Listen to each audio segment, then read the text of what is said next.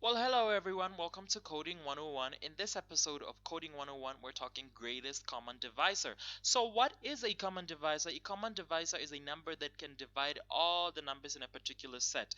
And when I am saying divide, I mean without leaving a remainder. So, if a number can divide every single number in a particular set, we call it a common divisor. Now, the greatest common divisor is the highest possible number that can divide all the numbers in a set.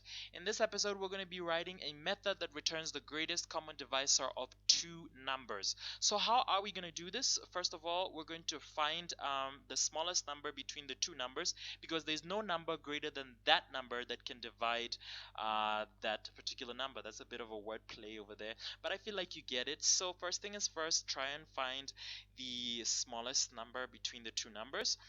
We're going to say int mini, what's the smallest number, and we're going to assume it's p, sorry. Now if it's not p, let's say maybe we find out that q is less than p, then what do? We say mini is equals to q, and then we do our for loop, and we use that number to loop through a couple of numbers and see if there's any number that can divide the two numbers. We say for int I is equals to 0, and we say I is equals should be equal or less than the mini, and then what do? We increment. And this is where the magic happens. We create our if statement, and we say if this number, if that I, sorry, first of all, we start at 1, we don't start at 0, because 0 cannot divide anything. So we just say if q can be divided by I, and we use the modulus to do that, and if p can be sufficiently divided by I, then what do? We say, hey, make GDC. First of all, we were supposed to make like where we're going to be storing all these greatest common divisor things. So we put GDC over there, and we say if GDC, otherwise GDC is equals to I. If that number can divide all the two numbers, then we make it the greatest common divisor, and then we return the greatest common divisor. So it's just going to loop through a couple of numbers, and it's going to find, I can guarantee you, it's going to find the highest possible number that can divide all those numbers. So I feel like this is how you do it. I don't see any errors, so let's just try. Let's just start with a smaller number. Let's test this, and let's just put 54 over there. That's not small at all. And let's run this and see if it works. Should give us, I think, 18. Yes, it is 18. So I believe this works. You can test it if you want to. You can test it on your own and see if it works. And now let's try and do it in Python. Let's do it in Python. And we say def gdc, and we put those numbers in, p and q, and we create the gdc where we're going to store those numbers, or that number. That's gonna be the greatest common divisor. Oops. And then we store the minimum number.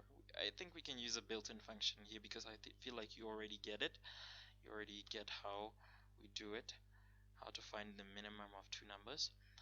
So we're just gonna write p, and we're gonna write q here, and then we're going to say for x in range starting from, remember, you start from 1, and where do you end? You add at mini plus 1, and then how do you loop? You loop with 1. And then what do you say? We do our if statement over here, and we say if that number is able to divide both p and q, then hey, that number is your common divisor. But is it your greatest common divisor? That's what's up. And then we do this, And then, oh, sorry, I forgot. I thought we were in Java. That's the thing about doing an exercise in Java and Python.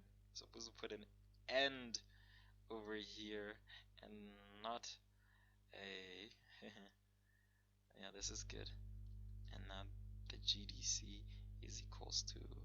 And one more thing, put an I over here and not an X. GDC is equals to I. And I think I shouldn't look at the Java code more because it's gonna confuse me. I think I should just do it without looking at the Java code. But this should be fine. Type 54 and 36 should give us 18. There you go. So even though we did make an error, but it was just a simple error, but that's how you do it. That's how you do the GDC in Python and how you do it in Java. So thank you so much for watching. Please make sure you leave a comment on the comment section. Please, I'm going to be replying to all the comments in the comment section. And if there are any exercises that you want me to do, I would be happy to do those exercises. If you are struggling with a question at school or anywhere, I would be happy to help you with it. So make sure you leave a comment on the comment section and make sure you subscribe. Please subscribe. Thank you so much for watching, and I will see you next time on Coding 101.